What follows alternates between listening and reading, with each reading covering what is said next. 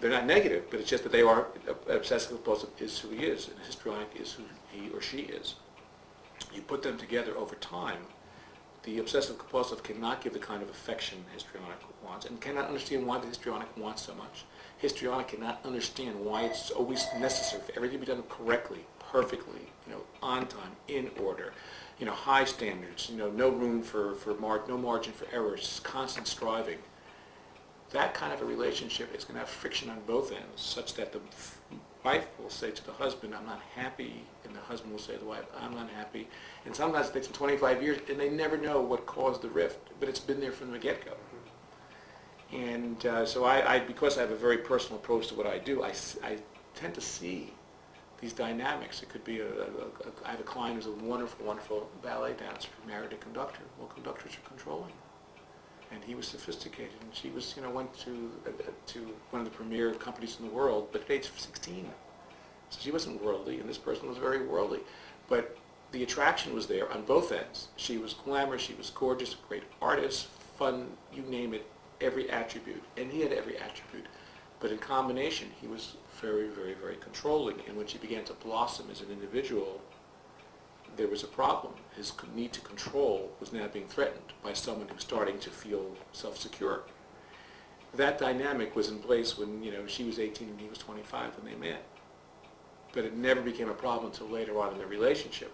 But it was there. The seeds were there. It was self-evident to me as I heard her story that this could never have worked unless she wanted to subordinate herself completely to him, which she did not want to do, and unless he were to change, which was impossible because he is who he is. And I know that if, when I say certain things are not capable of being projected, what happens when a law school graduate winds up at age 45 running his law firm, being the managing partner of a law firm, commanding, and people around? When he comes home, is it really possible he'll say yes to whatever you say? That doesn't happen. So, there are many, many reasons. Some people with depressive mood will then start, doing self-medication with alcohol, exacerbating the depressive mood. So you'll have marriages breaking down for that reason. Business tensions, that's another reason. Women in working now. 30 years ago, women didn't work. Men often don't like the idea of his wife making more money, having more prestige, asserting yourself, and it's such a healthy thing for women to have taken these great strides forward, whether it's in athletics, where they can assert themselves as being equals to men, or in business, or in the job force. A lot of men don't take kindly to it, and it's another source. I think another source of the increase in the divorce rate was when I was growing up, there were no alternatives. My father worked, my mother took care of my brother and me. That was life. My parents didn't have extra money to do special kinds of things. There weren't temptations. There weren't, should we go to the ballet? Should we go to the opera? These kinds of choices weren't there. And I think what comes with economic success are choices, multiple possibilities, multiple opportunities, seeing the other side, seeing new environments, seeing new people, and all of a sudden people aren't as content. Number one, and I think to accept what they could see to be a life that's less than what they want it to be. And I think that in a strange way it's become a self-fulfilling prophecy. And when I grew up in Bayonne, I dated a young woman whose mother was divorced. I think she was the only Jewish child in Bayonne whose parents were divorced. And it was like a tremendous stigma. People would mention her name, her parents were divorced. There's no longer a stigma. And it's, even though there are these disaster stories of people getting involved in divorce cases for years and years, fundamentally people see it as a way out of a relationship that's viable. And as a consequence, knowing that one can extricate himself or herself, I think is another factor that causes people to say, this isn't working, I would like a divorce, as opposed to, for religious principles, I'm opposed to it, or alternatively, I can't afford it. I think prosperity enables people to make certain kinds of decisions. I think in the aftermath of World Trade Center attack, there have been many more people who have been unable to afford a divorce because the economics have changed. I think there are some people who have revisited what life is all about. I think there are many people now who are working less hard, working part-time, not full-time.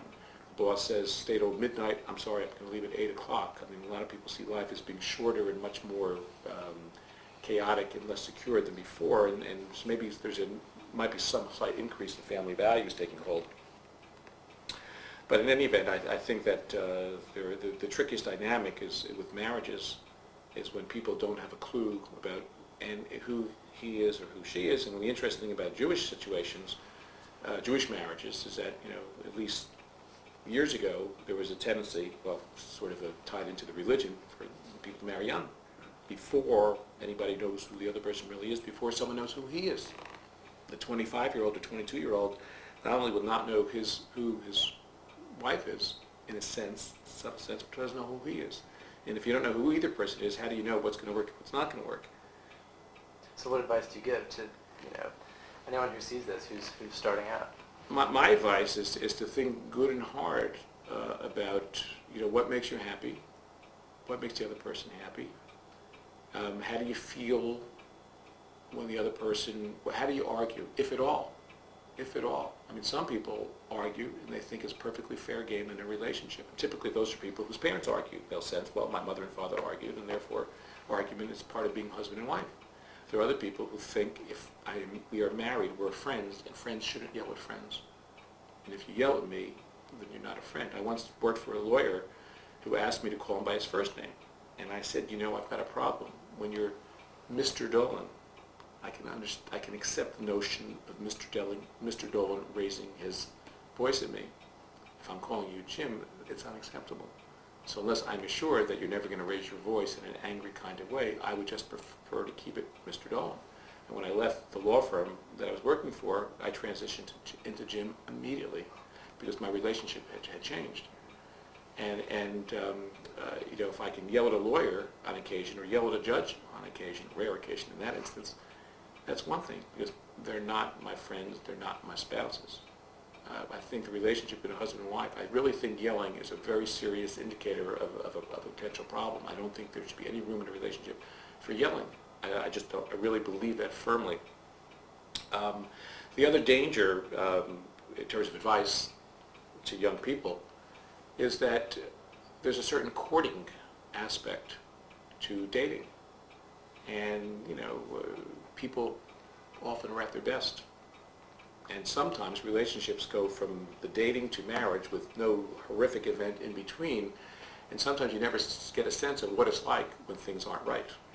And I often have said to people, I think one requirement before marriage is for there to be some bad incidents, some unpleasantnesses, and see how people respond under stress.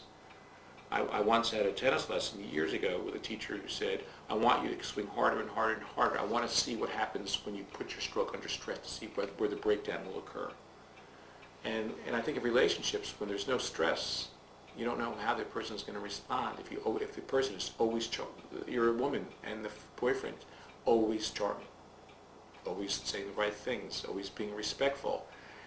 Is it possible that this is who this person is, or is it possible this person is looking to complete the conquest, and then after everything is over, the true personality will come out, and all of a sudden he won't be as attentive or as caring, as empathic as he might have been. Maybe it was largely a conquest kind of thing.